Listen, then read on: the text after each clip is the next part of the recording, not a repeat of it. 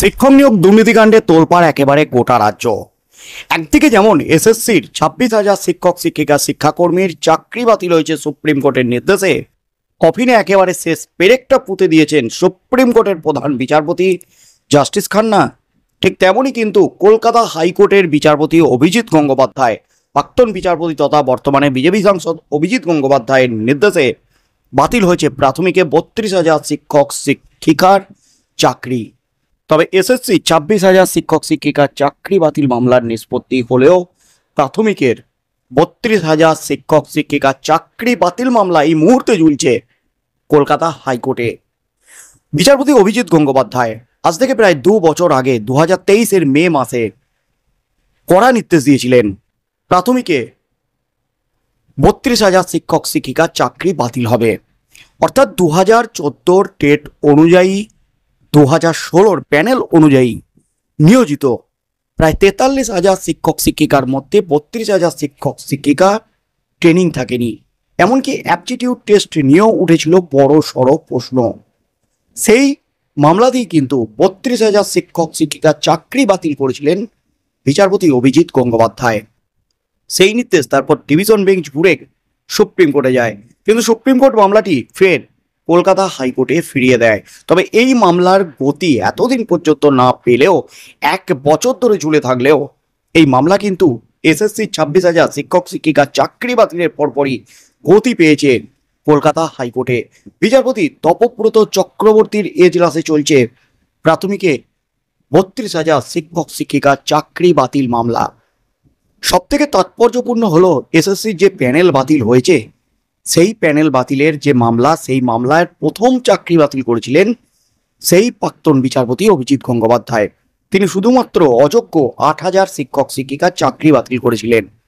তিনি দাবি করেছেন, আমার নির্দেশ যদি মানত রাজ্য সরকার তাহলে এভাবে গোটা প্যানেলটা বাতিল হতো না।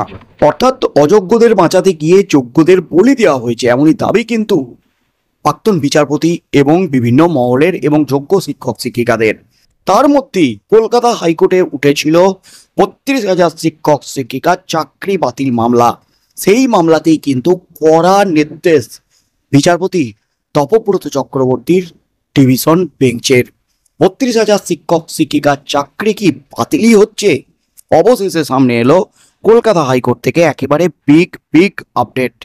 রাজ্যের 32,000 প্রাথমিক শিক্ষক নিয়োগ সংক্রান্ত মামলায় কলকাতা হাইকোর্টে বড় সড়ো আপডেট সামনে এসেছে। বহুদিন ধরে চলা এই মামলা অবশেষে এমন এক মোড়ে পৌঁছেছে যা হাজার হাজার শিক্ষক এবং চাকরি প্রার্থীর মুখে হাসি ফিরিয়েছে। আদালতের পর্যবেক্ষণে এমনই ইঙ্গিত পাওয়া গেছে যা নিয়োগপ্রাপ্তদের জন্য এক প্রকার কিছুটা হলেও স্বস্তির নিঃশ্বাস। দীর্ঘদিন ধরে রাজ্যে প্রাইমারিতে যে 32,000 মামলা ছিল, সেখানে চাকরি প্রার্থীরা দুশ্চিন্তায় ছিলেন। অবশেষে তাদের কিছুটা হলেও স্বস্তির নিঃশ্বাস। 2016 সালে পশ্চিমবঙ্গ প্রাথমিক শিক্ষা পর্ষদ 32,000 শিক্ষকের নিয়োগ প্রক্রিয়া শুরু করে।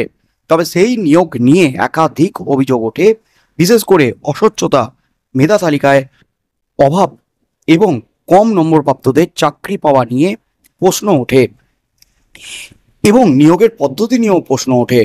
নিয়োগের পদ্ধতি কোনো কিছুই মানা হয়নি এমনই কিন্তু দাবি উঠতে থাকে। মূল অভিযোগ ওঠে 140 জন অপ্রশিক্ষিত প্রার্থীর তরফে, যারা আদালতের দ্বারস্থ হন। ধীরে ধীরে এই মামলা কেবল প্রশিক্ষণের সীমাবদ্ধতায় থেমে না থেকে দুর্নীতির অভিযোগে রূপান্তরিত হয়। এই মুহূর্তে এই মামলার ক্ষেত্রে প্রাথমিক শিক্ষা পর্ষদের অবস্থান কি? সেখানে প্রাথমিক শিক্ষা পর্ষদের প্রাক্তন সভাপতি মানিক ভট্টাচার্য নিয়োগ দুর্নীতিকাণ্ডে জড়িত থাকার অপরাধে তিনি দীর্ঘদিন জেলে ছিলেন। তবে কমাস আগে জামিন পেয়েছেন মানিক ভট্টাচার্য। তার মধ্যে প্রাথমিক শিক্ষা পর্ষদের আইনজীবী বলেন, আবেদনকারীরা কেবল অপ্রশিক্ষিত প্রার্থী হিসাবে মামলা করেছিলেন, কিন্তু পরে মামলাকে দুর্নীতির দিকেও নিয়ে যাওয়া হয়েছে, যা অন্যায্য। একক বেঞ্চ সাক্ষ্য আইনের 165 ধারা প্রয়োগ করেছে, যা বিচার বিভাগীয় আদালতের ক্ষেত্রে প্রযোজ্য। সাক্ষ্য তলব, সাক্ষীদের জেরা, নথি পর্যালোচনা, এসবের মধ্যে পদ্ধতিগত ত্রুটি ছিল বলে দাবি প্রাথমিক শিক্ষা পর্ষদের। এরপর আদালতের স্পষ্ট বার্তা, দুর্নীতির অভিযোগকে অগ্রাধিকার দেওয়া হবে। অর্থাৎ যে মামলাটি করা হয়েছিল প্রাথমিক শিক্ষা পর্ষদের বিরুদ্ধে যে প্রশিক্ষণপ্রাপ্ত নয় অথচ প্রাথমিকে চাকরি করছে, কিন্তু সেই মামলা পরবর্তীকালে দুর্নীতির মামলায় পরিণত হয়। অর্থাৎ কেঁচো খুঁড়তে খুঁড়তে কিন্তু একেবারে কেউটে বেরিয়ে আসে, এবং যেটা করেন প্রাক্তন বিচারপতি অভিজিৎ গঙ্গোপাধ্যায়। প্রাথমিক শিক্ষা পর্ষদের রাজ্য সরকারের তরফ থেকে যে চুক্তি, এটা সম্পূর্ণ অন্যায্য।